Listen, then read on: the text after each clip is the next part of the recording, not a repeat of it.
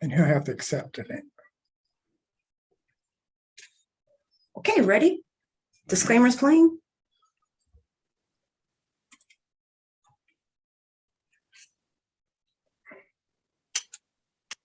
We're live. Mahana.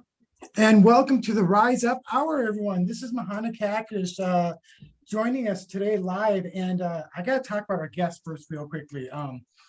We have Joseph Green today, and woohoo! We're very excited.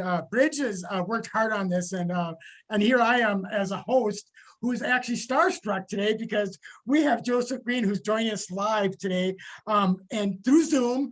And before we go into that, he's someone who's actually been part of, he was in the movie, a documentary, Tipping the Pain Scale, and we'll be talking a little bit more about that shortly. But let me just make a few quick announcements, and then we're going to go right into our interview with him, since time is so precious with him today. And all of you listeners, here's the phone number to send messages in today. We're not going to be taking any live calls. We're going to be taking calls via text. Well, we're going to be taking messages via text because just in case we mess up our system, we don't want to do that today. And you know me, I'm live on air and things just happen. So 763-843-4262. Again, the phone number is 763-843-4262. And real quickly, this is Frogtown Community Radio, 94.1 FM. So I want to mention some opportunities in Frogtown. The free clothing store at Faith Lutheran Church, 499 Charles Avenue. That's Thursdays from 12 to 2. It's an outreach for free clothing and free frozen meals donated from the Ramsey County Sheriff's Department. And then another thing, think about recovery, go to minnesotarecovery.org. Minnesota Recovery Connection offers free recovery navigators for peer support to answer questions or start services. Telephone recovery supports, all recovery meetings, one-on-one programs. Just go ahead and give them a call at 612-584-41584. Let me just repeat that, 612-584-4158. And then I'm going to do a feature this week. A community screening event at the ICCM Life Center is presenting the screening of Tipping the Pain Scale to North Minneapolis on Wednesday, April 27th at 6 p.m. We will post a flyer on a Rise Up Hour Facebook page today. And so I'm going to start out with welcome, Joseph Green. We are so excited to have you today. And first of all, I just want to say thank you for all the things that you do in the recovery community and the non-recovery community, because to me, recovery is about, well, all of us are recovering from some sort of thing. So I feel like we're all in this together. That's the way I look at my radio show as well, is that we all share something. So do you want to just quickly introduce yourself and say your name and just, once some people hear your voice, they'll know who you really are, because your voice is one of those voices that are known. And I've watched a lot of YouTube stuff on you. It's been pretty amazing. Yeah. Hello, everybody. My name is Joseph Green. I am extraordinarily excited to be here today. I am an educator, a narrative disruptor, a facilitator of workshops, and a person in sustained recovery. And I'm excited to be here because the show celebrates and sheds lights on those things. And when I have an opportunity to have conversations in these spaces, I make the time. So I'm happy to be here. And, you know, I heard something different about you. Sustained recovery. I like that. That's really exciting to hear different language coming from you. And so let me just ask you, I'm going to talk about Tipping the Pain Scale. That was a documentary. I watched it. Amazing. And, you know, we should talk about favorites, but poetry is one of my things that gets me going and riled up. And the way that you approach it, working with kids and stuff, what are some of, what is something that, was not shown up in Tipping the Pain Scale that you wish could have been seen or said? Well, that's the first time anyone's asked me that question. I've been to about 12 talkbacks, and it's what's interesting, I guess, what people don't see, and I didn't understand about making a documentary or being a part of a documentary, is that for the 18 or so minutes that I'm in the film, that is cut down from about 2 weeks of being followed at 3 different moments in life. First, Jeff and the crew came to my home in Virginia, and that's when they came and saw me perform at the Busboys and Poets, and they stopped by my place of work at the time in DC. This is all pre COVID. And then they came with us to Nashville and watched us with the two schools. And then they came back after or in the middle of the pandemic to see how the pandemic had affected our work. And so you're talking like 14 days worth of being followed and all being cut down. If there's one thing that I really wish had been in there a little more, was the organization that brought me out to Nashville was Rise Together. They are a group out of Wisconsin, and they have been doing great work with youth for many, many years. And I've been honored to work with them for the past, I think, 3 or 4 years. And, you know, when you're doing a documentary, you have to choose who you're focusing on. And, you know, they were there and everyone got interviewed. But at the end of the day, it was my story that made it into the film. But I wish their work had been highlighted a little more, or the fact that it was them that got me into that space, if that makes sense.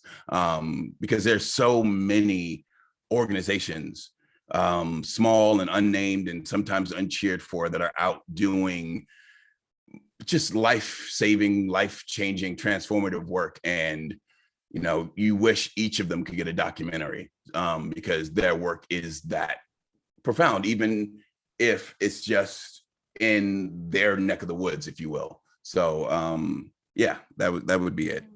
That's pretty powerful. And I just love how you give your talk about other organizations and who inspires you or who's helped support you through your growth. And then another question I have, well, how did you get involved in this documentary in the first place? Yeah, it's interesting. I mean, because there's like a web of causality. If you go back, you know, you go back to the release of the Surgeon General's report on addiction during Obama's presidency, and there was this big event that happened in California with Greg Williams, one of the producers of the film, had put together. And so I was asked to perform there and actually sit on a panel with the Surgeon General. And it was an honor to just do that. And I really thought that would probably be the end of it. I didn't know much about Greg at that time. I didn't know about Anonymous People. I didn't know about Generation Found, the 2 movies that he and Jeff had worked on prior. And so it was just a dude who gave me a phone call, said, "Hey, I've seen your work. Do you want to come do this thing?" And I'm like, "Of course I want to go." It was on Paramount Studios, like the lot in Paramount Studios. I'm like, we were walking down, like on one side, they're filming Transformers. And then on the other side, you're in this other space. And you're like, "Oh yeah, I'll take this gig." And then, you know, you do a good job at a thing. You give your all to it. Not knowing exactly where it's going to lead. And then you get on people's radars. And so I was on Greg's radar, and they had seen me progress from that moment. You know, sometimes the internet is for good. And it came down to it. They wanted to get someone who worked with young people as part of one of the angles for the film. And I was a name that came up. Yeah. And I was available. Yeah. And I'm going to say this. So the beauty of internet is I've got to watch. I took a whole day, actually. Crazy enough, I couldn't get enough of you.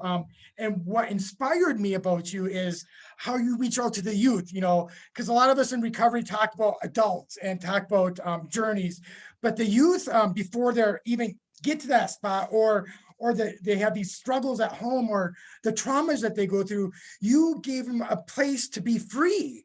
And, you know, and I did hear one of the, in one of your meetings, or one of the groups I had, you know, why are you focusing on these kids that are struggling, and not so much these other kids? Well, these other kids that aren't struggling are getting the same poetry, but who is able to put that energy and effort away. They're helping each other grow together. And I like the way you answer that, because we are focusing on all kids, but the ones that really need it at that moment are kids that don't have that foundation, don't have that ability, don't have a home that offers the support and the nurturing that and the love that they are getting and acceptance. And I just found that so amazing about how you do that is it's for everyone. And I just think you really inspire kids to speak from their minds. And the way you had those young kids come up and give their poetry, I gotta tell you, I got so teary-eyed. And for me, hey, I'm a guy, it's okay to cry, it's okay to get emotional. I give that free space for people because that's what it's about. And we were taught differently. And I believe that that's what we're taught wrong, is not to have shame, but to have love and joy and peace with each other. So I just think that you inspire so many people in the recovery world. And I just want to say thank you to that, especially our youth. You're welcome. You're welcome. Yes, you said it all. No, my immediate response to that is there's a quote at the end of the movie, and I'm going to get it wrong, but it's by the late Desmond Tutu, and it speaks to the moment where we have to stop picking out the bodies at the end of the river and go upstream to where to find out where the poisoning is happening, where the problem is happening. And as I said, it's a butchering and a paraphrase. It's much more eloquent, but I didn't choose this. When I got back from New York and I was in recovery and seeking recovery at the beginning of my journey, and I went to a former teacher of mine. It was her first year, my senior year. And so she was still relatively young. And I went to just see what I could do with my hands as I was in this space of trying to figure out how I was going to still be somewhere near art, but also far enough away that I could be recovering, because at that point I associated the two so strongly. And she was like, yeah, you can coach our speech and debate team, the same one that I was on the first year that she started, our forensics team. And so that was the first time I had really been asked to work with young people. Like I'd done it and before, just like happenstance. Oh, you write poetry, come do a poem, da da da da. But like, will you work inside of this program that's meant to develop these skills in these young people? And so I got to be her assistant coach for a couple of years, and then I took over as head coach. And in that process, I started to understand how all of the programs that we do with young people at that age have an opportunity to be a form of prevention. And that not all of the programs have to be so focused on that particular idea. If you know what the skills that young people need to be successful in life, these prevention, if you know the risk factors, you know the protective factors, you realize that they're embedded in so many of the programs. They're just not necessarily the focus, because a lot of times in those spaces, the outcomes are the focus. But I was noticing how there were young people who just needed a place to be. They would just come and hang out, and they didn't want to, be the best debater or the best speaker in the world. They just wanted a place where they could commune with other people. And at first I was like, no, we're here to win. And then I realized, no, that winning may be something else, right? It's not necessarily just accomplishing that goal. And that's the same thing that carries over with us, especially in Western society as we become adults. And in my recovery, I realized that the same things that keep people strong and healthy in their recovery are the same things that we were trying to give young people in prevention spaces, and that there's a strong connection between those two worlds. But yeah, and then it just kind of developed from there. It's like, I'm going to do a poetry program, and I'm not going to call it prevention, but I realized that it is. And then someone asked me to actually do a prevention program, and I said, I'll do a prevention program, but we need to make sure that we're not just focused on, teaching the names of drugs and what they do to you and why they're bad, because I went through that experience when I was in the 90s, and well, we see how it turned out. So there's got to be not one better way, but many different ways that address the many different personalities and backgrounds and identities and cultures and mental health issues, illnesses, so on and so on and so forth that that our young people are facing, because there are many and they are varied. And I would just like to speak on that, because for me, a mother of 5, 2 teenagers, a daughter that's 11, and already having mental wellness issues. We say wellness. Looking Yeah. back at myself and my own journey, and just working at Minnesota Recovery Connection with my participants, one of the questions that we ask that they can answer or not is, when was your first date of use? And I'm not kidding, 75% of them started at that 12, 13, 14 age. So I think what you do is amazing, working with the youth, because you're right, if we can catch it there, start there, give them that open, safe platform where they actually feel useful and inspired, they might choose that path that, you know, they won't have to go down my path. Yeah. If that Yeah. makes sense. Yeah, and then, you know, and I believe in and one of the things I've learned in recovery is there's so many pathways of recovery. You know, and I support whatever pathway is going to work is going to work. We have so many pathways and opportunities, and I love how you inspire the individuals, because you know, when you were talking about the river and how that worked, you're quoting, and I'm gonna butcher it up even more than you, but the whole point is Keep talking. oh, keep the whole talking. point is when that happened is No, keep talking. oh, okay. When that happens is we really get ourselves into a point of focusing on these things that, you know, we did in the night, like you were talking in the earlier years, saying no to this, say no to that. Well, we know that saying no isn't just the thing that's going to work. There's got to be things of educating and teaching and learning, and giving a safe place. You know what? I'm just going to say this: a safe place is what really matters. Tell you the truth, kids to be kids with other kids, with an adult, and to be able to talk freely too. That's where a lot of things I feel has been a gap. So, and then after this, we're going to go right into a message. We're going to go right into one of your songs. And what is the first song? Let's do Khalid. We're going to do Khalid. Talib Kweli, yeah. Yeah. Oh, there we go. No. Now I unplug it, right? Okay, now you can hear us because the music is playing. Oh, Did y'all check this? I didn't, this song does have a curse word in it. I don't know if you No, guys, I got the clean version. you guys, okay, good. Just want to make sure. Because no one told him.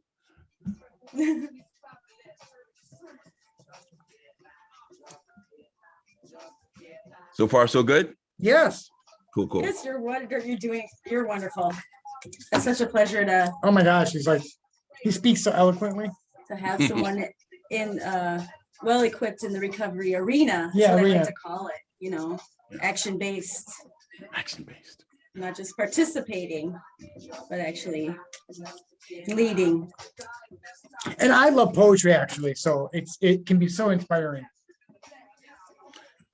Yeah, no, it's been a blessing to be able to, and not just in our arena. I do this in a few spaces where I have lived experience, create artwork that is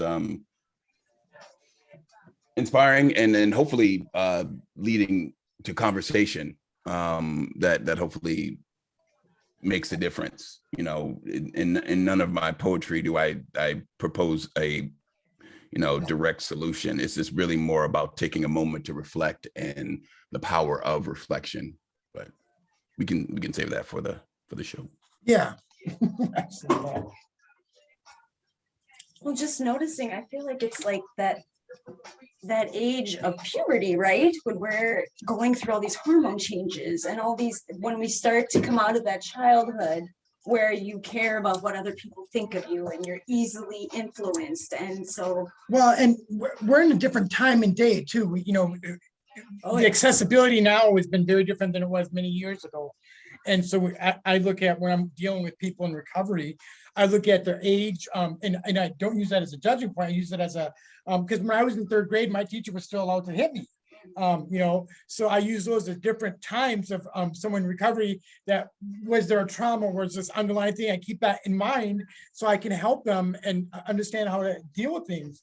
And a lot of guys were taught that the stigma is a huge thing, and we'll talk a little bit more about stigmas, but changing the language, I think that's really important too in the community. Okay, do you have that question ready? Yep. And actually, I'm gonna have you do the next question. I just had someone say, just thank him for being on the show. Oh, I know. Awesome. I'm so excited to blast this all And that over. was by Denise Darnice. Okay. 30 seconds. When we come back, can I say the quote?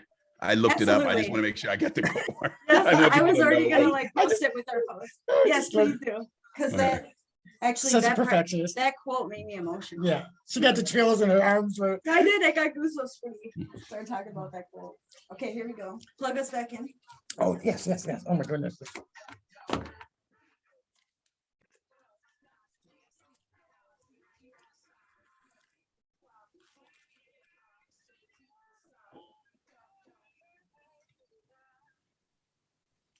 And we are back. And so why did you pick that song? So music has been a integral part of my recovery and my life in general. And there's a chorus in that song, and every song that I picked actually that reminds me or inspires me or motivates me. I Get By is one of those songs where when I feel like I need to like rocky up and like overcome something, that's the song that I go to.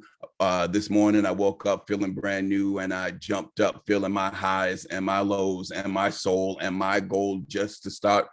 That moment and the way the words play out in that space, it's poetry on top of music that just riles up. And when you put the singing into it, it's a gospel song in its own right. And it's just, yeah, it's a beautiful use of word and music. And I don't know if it was meant to be a recovery song, but it really works well as one. So, Well, I just think it's amazing. And so I really appreciate that. And, can I just say something? The way you speak is so eloquent, it's one of those things. This is new to me, what I do. I'm learning this, but you are just got a God-given talent and a gift. And I'm so happy you use it, educating and teaching and influencing and helping people. So I think it's just beautiful. And then, so the next question, I'm gonna have Bridge ask you. Oh, and you wanted to state the quote that you want, because we were in the right. middle of the Yeah. commercial. Because we were butchering this quote, and it's really a beautiful, really concise, succinct piece of prose. There comes a point where we need to stop just pulling people out of the river. We need to go upstream and find out why they are falling in. And there's so much to that as it pertains as a metaphor to the recovery space that we're in right now, the emergency that we're facing, the epidemic of folks who are dying and are living beneath a life that they would choose. And so much of our focus goes on saving the life right now, and that it shouldn't. But I do believe that we have the capacity as a society to do both. We can focus both on what's happening upstream and downstream, and we don't have to sacrifice one for the other. Oh, that's so well said. Mhm. I don't even know what to say. So Bridge, you're gonna get, I'm handing you over to Bridge for a moment. And I just want to say a special thank you for Bridge for getting you on the show. She's worked so hard and diligently, and I just find her to be amazing. She's my assistant. She has just made my life so much easier. And I just like to say thank you to her often. Well, it was a pleasure being recruited by you, Bridge. So. Yes. No, thank you for saying yes. I was freaking out. I called Mahana right away. I said yes. Guess what I got? Okay. No, just one more tipping the pain scale question. Do you still talk with anyone from the documentary? And if so, was there a person you had like a stronger connection with? Yeah, so I say my strongest connection would probably be with the director, just like an artistic and personal one. Just, when somebody comes into, so I've been interviewed before, right? I've worked with different organizations where we've done things that have made press, like local news and things of that sort. And each time there had been one thing that just felt unsavory about how the media portrayed recovery or substance use disorder in that space. And it's not surprising. It's just, it turns you to not wanting to give autonomy to anybody else when it comes to your story. And so when someone comes in and does a documentary, they don't make any promises. They don't say, we're going to make you look like this. We don't say, we're going to follow you and we're going to tell your story. And what allowed me to really open up and be myself was the way the director, Jeff, spoke about his family and his children and his motivations for being in the space. And I knew that if I was doing righteous work, that his camera would not skew that, right? And because that's what he was looking for. And so I would say really close relationship with him. We've actually never all been in the same place at the same time. We were missing Darren Waller, the football player, when we were in Vegas when it premiered at Mobilize Recovery. But since then, I have spent some time with him too. He's a young man who walks the walk and talks the talk and is full of life and energy. I got to spend 2 days with him recently when the film premiered in Chicago, and feel very drawn to him just because I grew up loving sports and playing sports and kind of have been pushed away from the space because of all of the controversy and all of the things that happened there, and realizing that I was going to have to explain these things to my sons, like the difference between the heroics that we see on the field and, some of the personal lives and the things that that go on in that space, and how the system itself is kind of built to just kind of feed these young men and use them for what they're good for. And if they have an issue, goodbye, we'll see you. And so to see someone like Darren actually go through all of that and make it out and be willing to use his story to speak when he has so much at stake is very inspiring, especially in such a young person. So I would say I'm also pretty drawn to him too. Oh yeah, I'm just so glad you just spoke of it that way. It really, opinions and thought process of people can really change that way. You just bring so much hope to everything. And one of the things I want to talk to you about also is what do you do to regularly keep your recovery strong?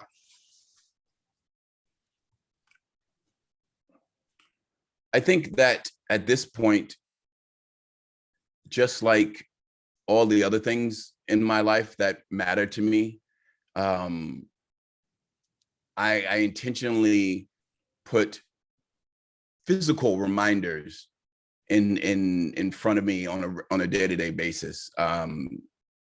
With my family, at the beginning of each day, we ask what we're looking forward to. At the end of each day, we ask what our highlight was. And so that constantly puts optimism and gratitude in the forefront of my mind.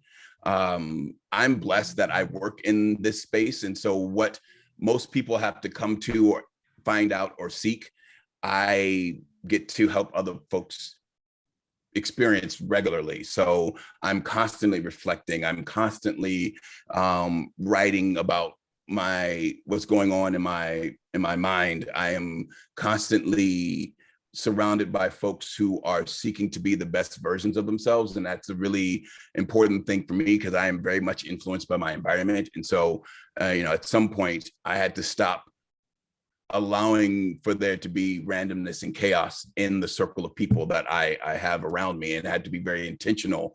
And it doesn't mean that like new people can't come in, or that people who are struggling can't come in, because obviously in my line of work, that is something that happens very often. But, you know, there has to be a nucleus that I hold to be sacred. And so just making sure that I'm making time for myself, that I am remembering my blessings, that I'm forgiving myself when I stumble, and that I hold as much grace in my heart for the world and myself at the same time, because I have definitely lost balance. And that's one of the things that I try to do. Plus, I just got a new gym membership, so I'm trying to stay in shape too, as I'm. Well, on that note, hey guys, before we play the next song, 763-843-4262. That's 763-843-4262. If you have any questions to ask.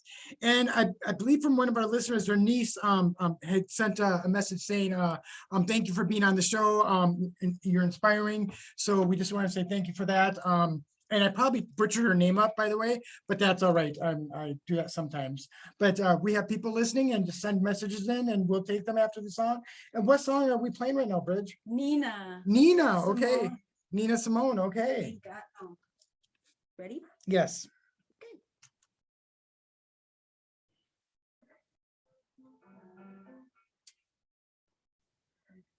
Hold the plug. Fantastic. I love Nina. I was obsessed for a while. So. Yeah, have you seen the if you haven't had a chance to see it yet, Summer of Soul? It's the documentary that it won the Oscar for best documentary. It's Questlove from The Roots is the director of it, and it's about the 1969 Harlem Music Festival that spanned like a month of time, like it was over the weekends, and but the footage of it never made it out of Harlem because no one at the time wanted to purchase it to put it on TV.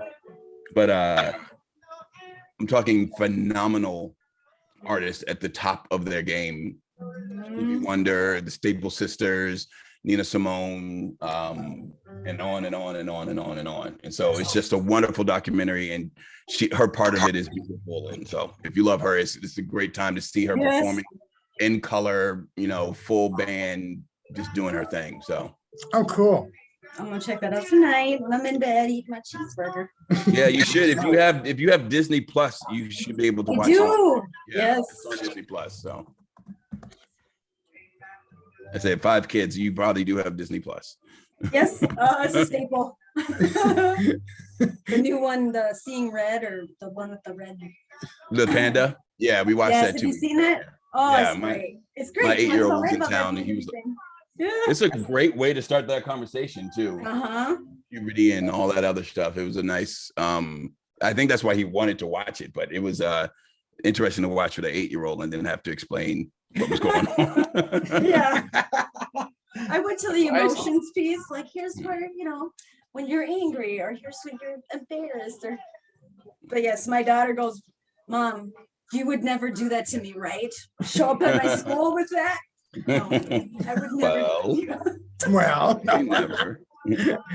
Never say never.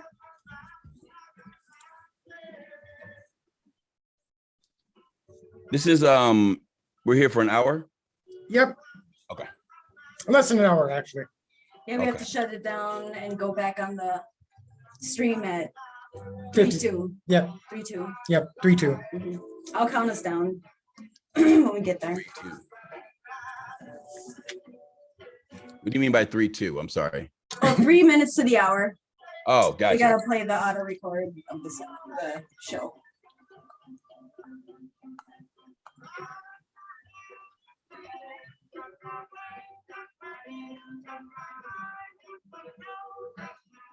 Okay. And Okay. what do you wanna Who next? get back into? I think I'm gonna go. It's okay with you. I mean, I'm totally okay with just keeping it 3 songs. Yeah.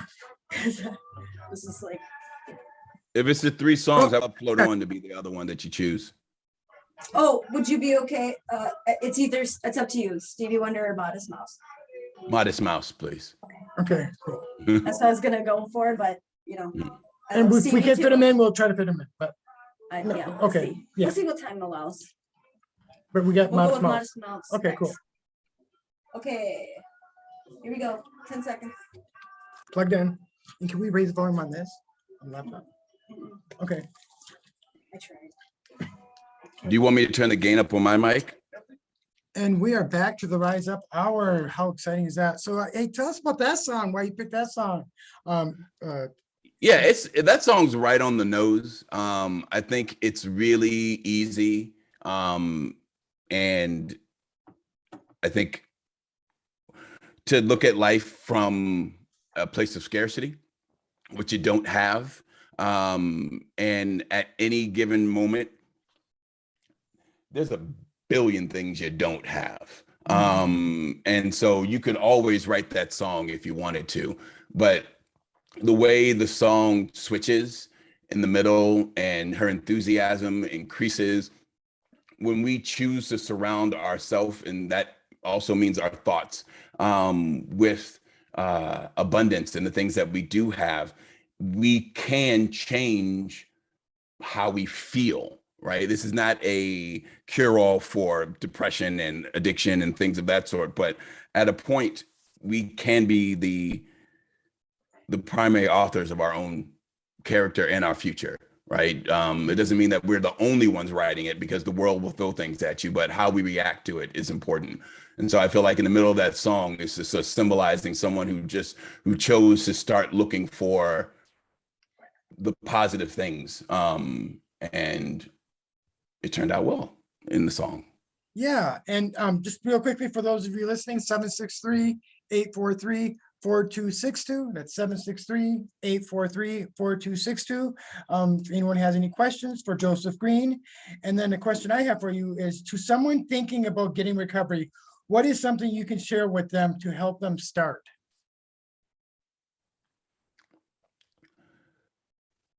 I would say if you're thinking about getting recovery, that you have already started. Just know that you've taken the first step. The will or desire to want to change is a part of the process.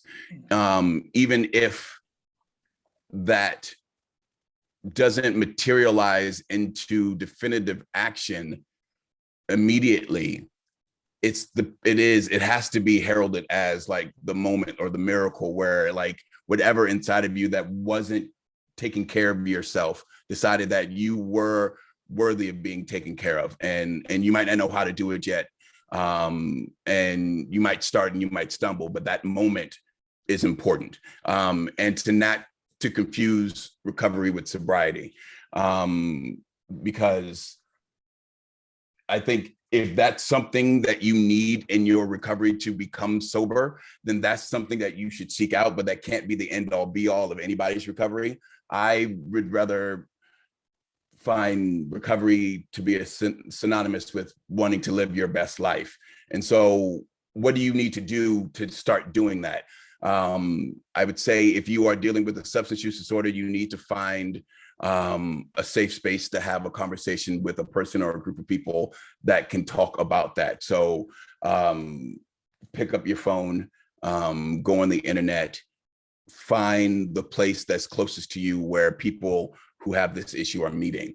And I would also say, this is something that hindered me. Don't rely on what you believe those spaces to be like. There has been many, many times where I thought I needed help, but didn't want to go to what I perceived to be, a church basement with 12 old white dudes who are like just smoking cigarettes and talking about, what the worst parts of their lives are. And that's what I understood, AA to be, until I actually went to AA. And also, if you go to AA and it doesn't work for you, don't stop. there are so many places and ways for you to seek to be the best version of yourself and to get that and seek that community that can sustain you in that. Not every AA room is for you. Not every program is for you. And there are multiple programs. So that's a really long speech for someone who's just, but yeah. I think the intentionality behind language is important.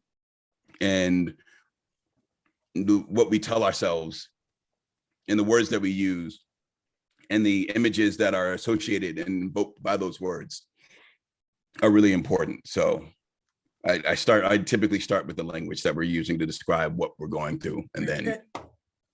And I'm just gonna say something real quickly. So let's go right into language, because you know what I got in front of me? What's I have that? this sheet in front of me that's talking about language, actually.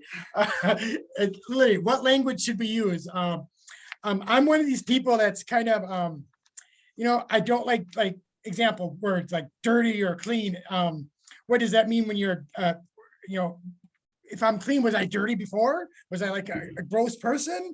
I mean, you can attribute that to talking negative about yourself. We've been taught to, in the recovery community, I think a lot of us have been taught negative language about ourselves.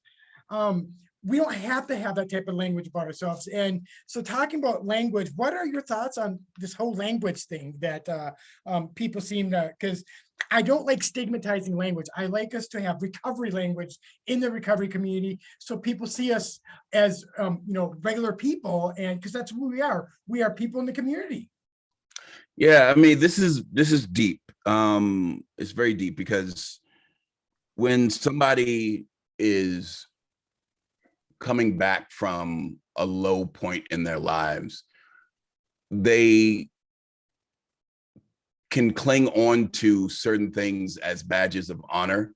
And I think that owning the word, or taking back the word addict, or taking back the word clean or dirty, when we're talking amongst ourselves, the language that we use in the rooms, and we tend to be a lot more liberal. Like, we can call ourselves these things, but the rest of the world can't call us these things. And I think it is incorrect, and has been proven so, that you can use language and not be affected by both the negative and positive connotations of that word.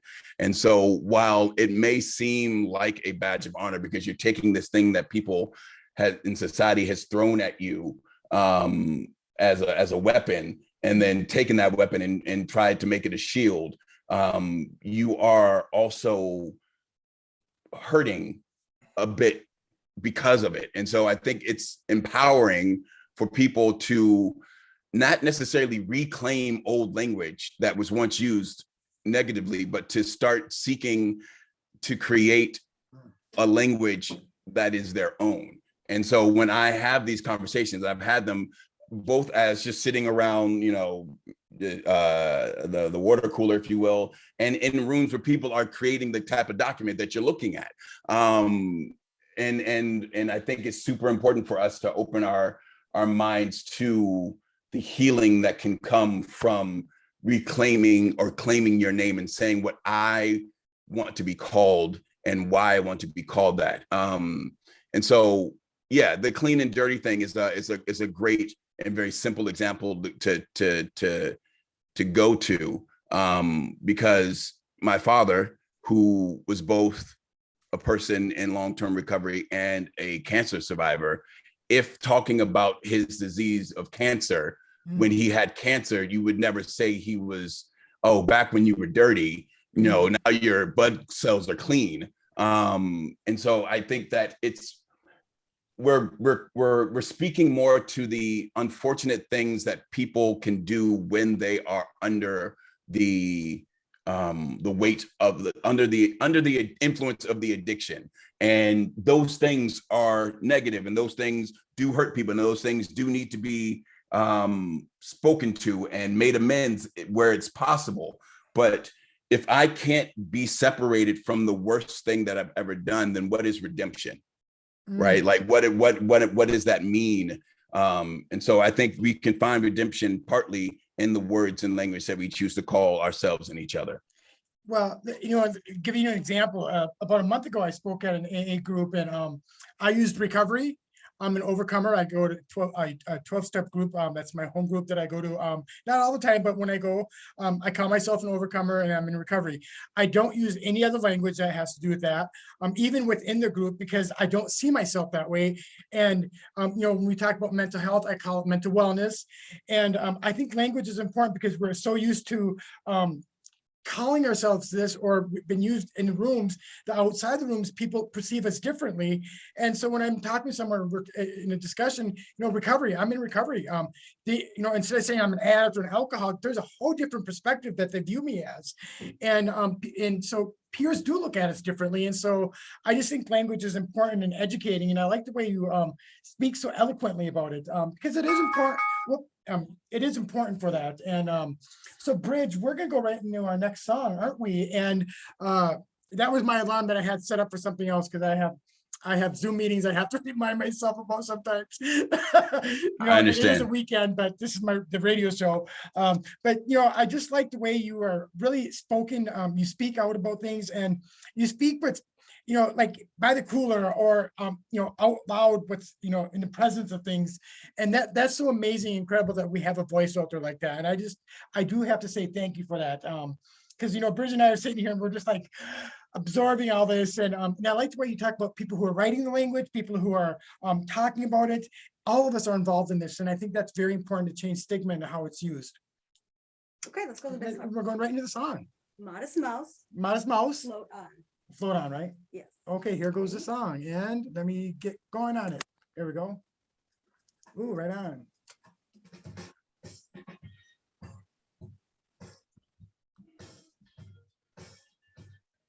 Oh, I got another message, okay.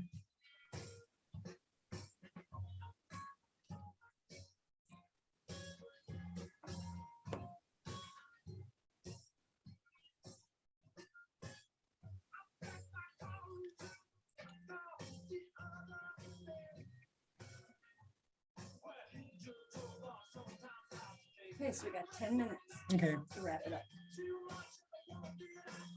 So we don't need to ask that. Maybe, Nope. maybe at the end, but definitely. Yep. And then I got a question from someone. Okay. What got him involved in poetry? Okay. And this would be a great one to follow that up with. Yep. Are y'all going to ask me to perform? No, Okay. unless you want us to. No, I'm okay. No, Okay. I'm teetering on nausea here, and I just Yeah.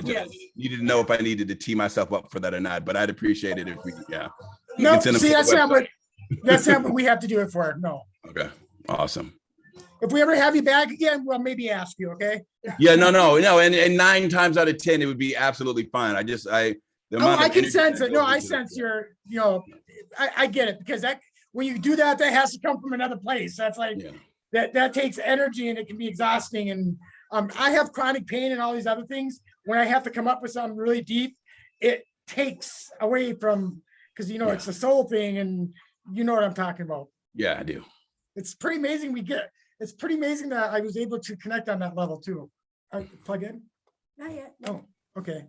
No, it was funny because when I came in, I literally just listened to the Way Out podcast right before it. I go, Mahana, we're not asking him to perform on the spot. Okay, no, just like leave him alone. All your stuff's out there.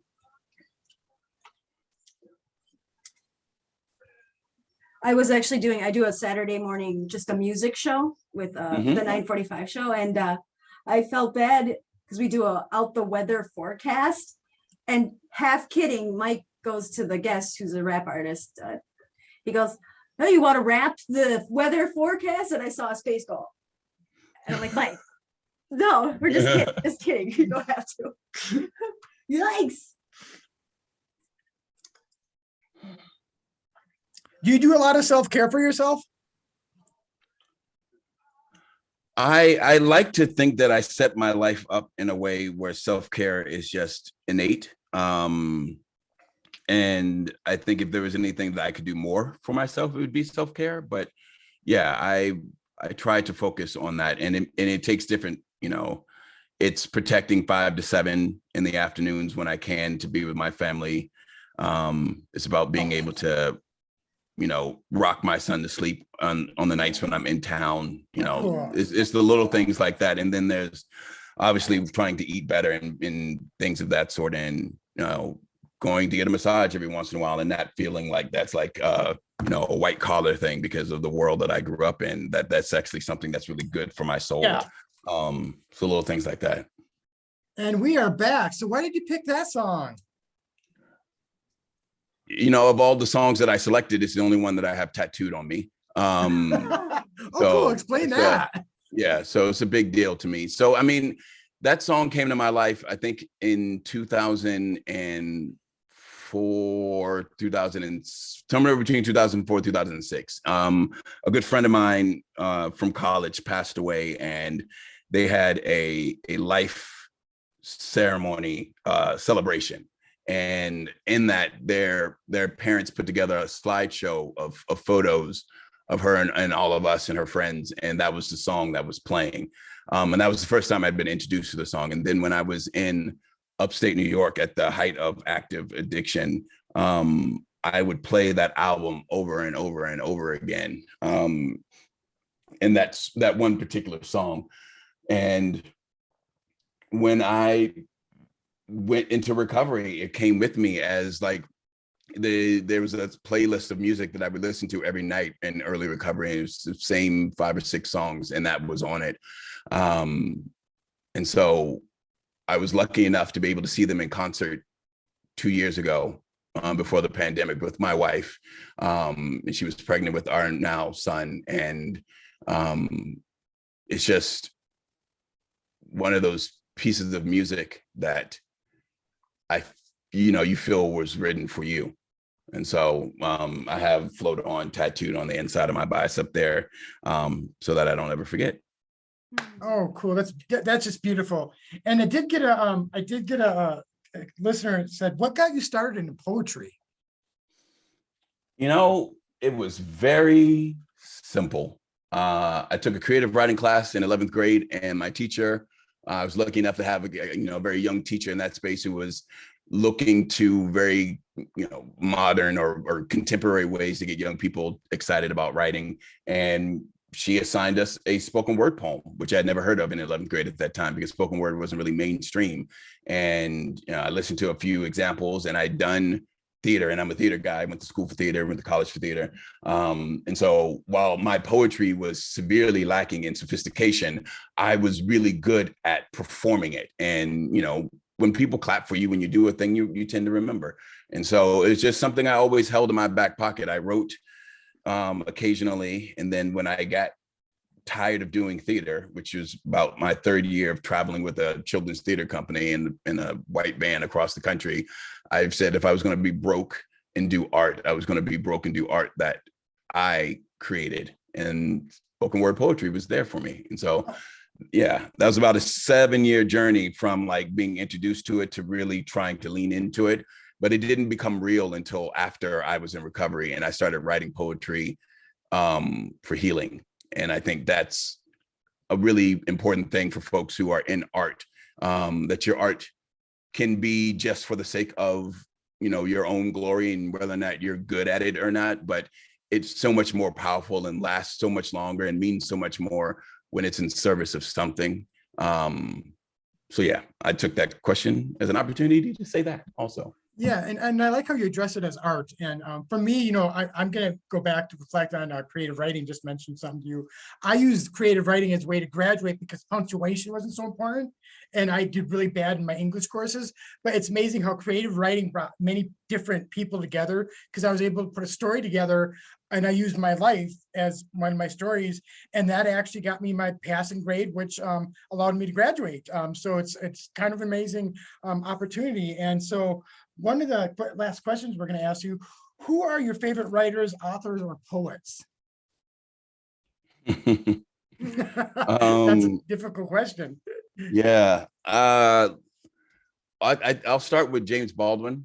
And I think that as it pertains to race in America, which is a topic that I stayed away from for many, many years, being raised in white, primarily white community, I often not wanted to be that guy who talked about that thing. And I didn't know or become familiar with James Baldwin until I was into my late 20s, maybe even early 30s. And to find in history a person who was so unafraid to speak their truth. You know, we think about how hard it is, you know, even now, for someone to come out as gay or lesbian or anything in that space, that even have that conversation, to be anything that's not mainstreamly acceptable. And to think that back then there was a man who was both open about his sexuality and his feelings about race, either one which could have gotten him killed at any time, at a moment where he was watching his friends get killed. And so I thought that was, I looked to him, not so, yes, he's a brilliant writer, but just as an example of how to be fearless in this space. What's his name again? James Baldwin. James Baldwin. You guys, you hear that? James Baldwin. I'm actually going to look into that because it sounds like he's a brave, heroic person to be able to even talk about stuff in that time. No, it's very Yeah. good. And then I'm going to announce real quickly, a community screening at the ICCM Life Center is presenting the screening of Tipping the Pain Scale. And you guys will get to see Joseph Green in there. And it is going to be to North Minneapolis on Wednesday, April 27th at 6 p.m. We will post it on a flyer on the Rise Up Hour. And then I just want to take a moment and say, Joseph, you have been nothing but sort of such an inspiration. And I got to tell you, I've listened to you and you have done nothing but inspire me in many ways. And, you know, and can I say something? I don't know if I mentioned earlier on the show, because we may be in between, but you have been given that God-given talent. And I'm glad you're doing something so amazing with it, because the way the words that come out of you and flow comes from a different place. And, you know, and I have this passion deep within me, and it can be exhausting, but, and I get that, but it's so beautiful that you share that and you are real. And that's just, that takes so much integrity and so much life. And I just want to thank you for sharing that with our youth, because the fact that you do that with our youth inspires them. And you may change a life, you may save a life, and you probably have. And just know that you are doing that, Joseph, because I really, truly believe that. Because after I watched a couple of your things, I actually, I'm going to say this, I actually cried and thought about it, because I'm thinking, this is the guy when I was younger. I wish he was around, because that could have saved me from all the heartache I had. And it wasn't, and I wasn't using drugs or anything then. I had pain that was hurting, you know, suffering and pain. You know, we talked about rape, we talked about all those different things. Many of us suffered from those things and didn't have space to share about it. So it's not all about drugs. It was a safe place to talk about those many hurts that we have as kids. And you allowed those individuals to have that. So I really believe you saved lives, and the suicides and stuff like that, the kids attempt, you were healing them. So just thank you for all that you do, and bless you, my brother, really. Yeah. I'm proud to say you are my brother. Thank you all. I know y'all have to cut real soon, but no one in your town would be hearing my voice if y'all didn't do this, this service. And so I thank you for giving me a place to talk on a Sunday afternoon, and hopefully reach more people with this message that we know is powerful and life-saving. Thank you so much. Thank you so much. Blessings. Amazing show. Joseph, what an amazing show. Yeah, I'm happy we made it all through. Yes, you get some rest now, okay? Yeah, I appreciate you all. Bridge, you talked about another opportunity, so just be in touch, okay? That would be wonderful. Yes, thank you so much. All right, we'll talk soon, guys. Bye-bye. Yes. Thank you. Bye. I got it behind. Oh, This that's is right. my computer. I forget.